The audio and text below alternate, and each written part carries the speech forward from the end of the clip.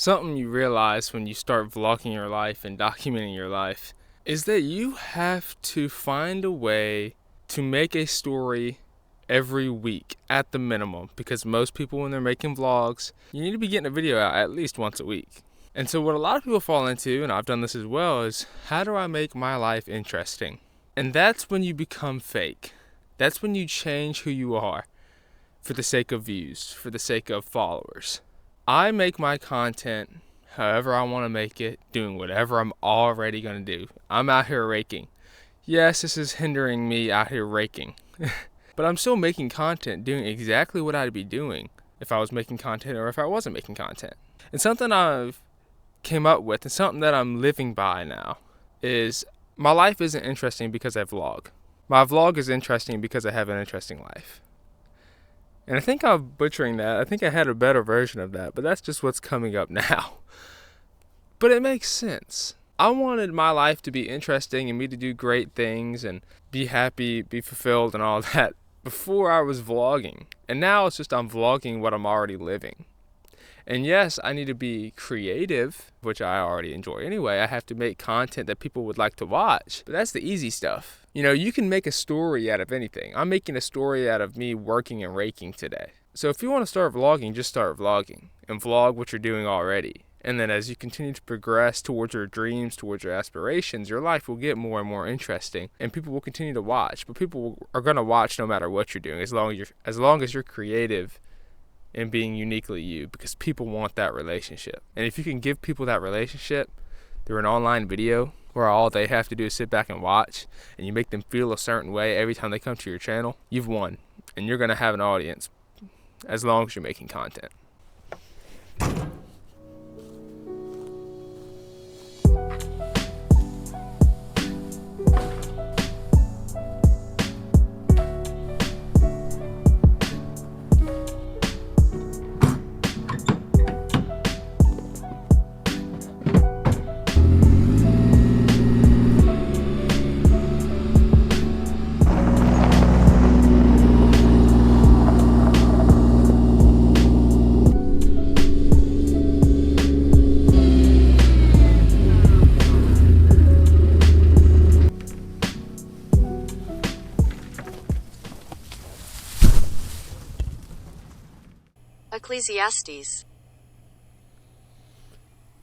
Ecclesiastes.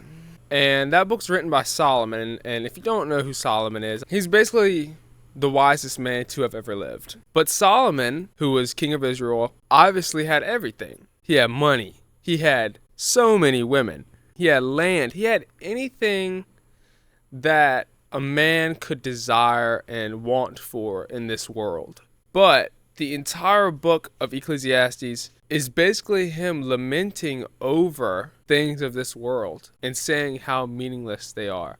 And how I look at it, and you might not see this way, but he was the wisest man to have ever lived. And he's saying this stuff. He had everything. Like, you don't get more than what Solomon had. And even he is saying that it's all meaningless.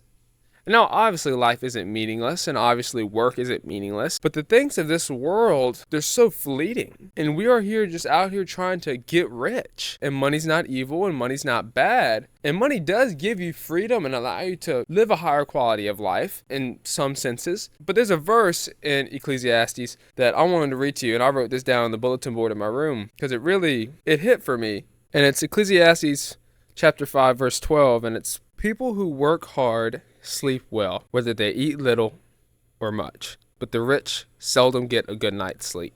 And how I looked at it was, if you're constantly chasing money, you're never fulfilled. Never. It doesn't matter how much money you have. You're never fulfilled. Therefore, you seldom get a good night's sleep. You're seldom comfortable and content with where you are. Where if you just work hard and just take pride and joy in whatever the Lord has set for you to do, whatever task is ahead of you, and you enjoy the suffering of the work, and you just work hard and try your best at everything that you do, you'll sleep well. You'll be content, and the Lord will provide for you. It says in Matthew chapter 6, verse 26, "Look at the birds. They don't plant or harvest or store food in barns, for your heavenly Father feeds them. And aren't you far more valuable to him than they are?" If God will provide for the birds, and allow rain to fall for the plants, how much more will he provide for you? Don't worry about how much food you're going to have on the table. Just go out there and do the Lord's will, and he will provide in the best way that he sees fit. And the way that he sees fit is always the best, no matter what your humanly and earthly perspective is.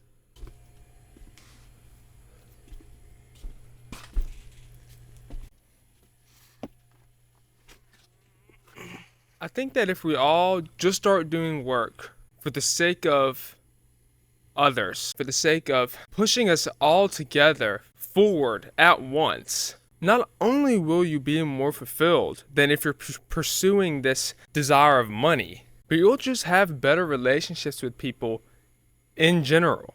If you look at my old content, all I cared about was money. Give me the money so I can have this, so I can go here, so I can travel here. It's all empty, man. Money's not that cool. Like, yes, you should still desire money. Money's not evil. Money's still beneficial. And God knows that. But money in itself is just a piece of paper that you trade for an experience or an item. So if you think about it that way, you're just working for the experience and the item anyway. And the money's just the avenue of getting there. And when you really allow God to just take you where he needs you to go, listen to that internal voice, grow in understanding, learn how to understand if God's speaking to you or if that's your flesh talking to you. Spend time in the Bible, spend time trying to understand. You will be given understanding and you will be able to progress in this to the point to where you're listening to the commands of God and you're following the path that he has set forward in your life. And of course, you'll go off and take your own detours at times because you will fall into sin. But God's plan's always the right plan, and suffering's a blessing. I just really feel like if we all just gave up the desire of money, worked when we needed to work, and allowed God to provide for us, because he will provide when we need to be provided for, we'll all just be living a more fulfilling, more present, more loving, more relationship-filled life. And if we start building up treasures in heaven, which is what we do through our good works, if we do good works, and if we go out there and save people and bring other people to Christ, especially if we're suffering for Christ, being persecuted, we're just building up treasures in heaven. So this money that's here, even if you're an atheist, bro, once you die, it's all gone. Not only will people not care about you eventually, people will forget about you no matter how great you are. So even if you are an atheist, even if you don't want to accept this Christianity thing right now, think of eternal treasures as relationships. Because if you impact people in your lifetime through your words, teachings, and things like that, you will store up eternal treasures because you will change them and they might use that wisdom to impact someone else. And then your wisdom impacted so many people in the course of you just helping one person.